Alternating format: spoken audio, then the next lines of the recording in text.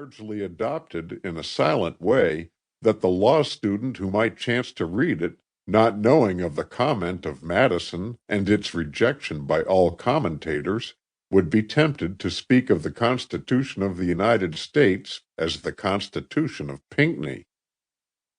The reason why the Pinckney Draught has received so little attention, and he has received no credit at all for what apparently is an extraordinary piece of constitutional work, can be readily explained.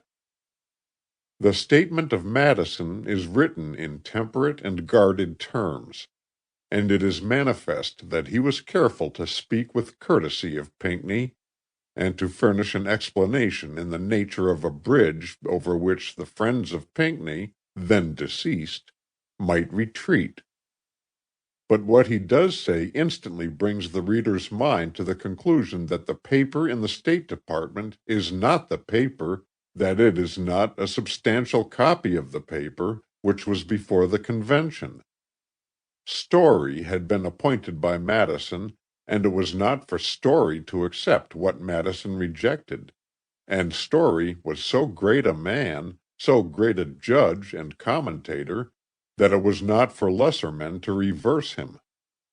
Madison's comment, and Story's silence, have united to condemn the draft so effectively that while printed and reprinted it has been as unnoted as if it had never been written.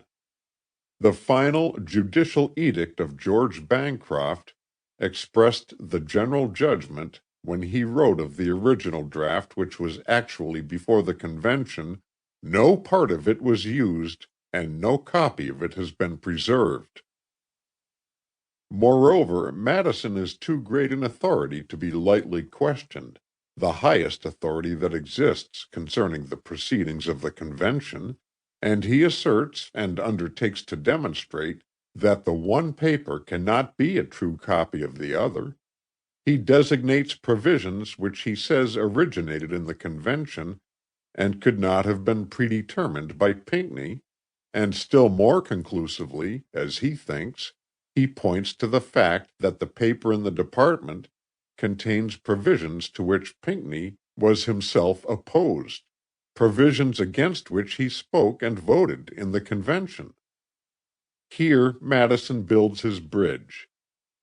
Mr. Pinckney, he suggests, furnished this copy many years after the event, nearly 32 years, after he had become an old man and the record of events had faded in his memory, and probably, as the work of the convention went on, he had used a copy of his draft as a memorandum and had interlined in it provisions which the convention framed. And when he sent the copy to the Secretary of State he had forgotten this, or had gradually come to regard the interlined matter as his own. A writer like Story, with the training of a lawyer and a judge, on finding the authenticity of the copy impeached in part, would be almost certain to exclude it wholly from the consideration of the jury. Historical analysis and research may, nevertheless, render that clear which is obscure, and show us where the work of Pinckney begins and ends. There are some extrinsic facts which hitherto unknown should be noted. In the first place, this letter of Pinckney anticipates one of Madison's criticisms and explains away his strongest point.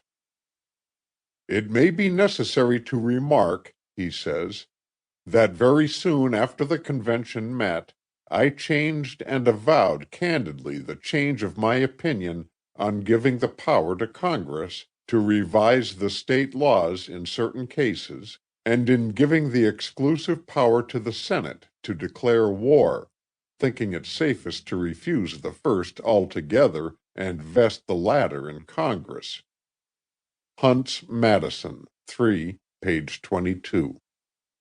As to one of these things concerning which Pinckney says he changed his mind after the convention met, the power of Congress to revise the laws of the states, the assertion is not sustained by Madison's record of the proceedings. He undoubtedly did change his mind, but not until after the adjournment of the convention.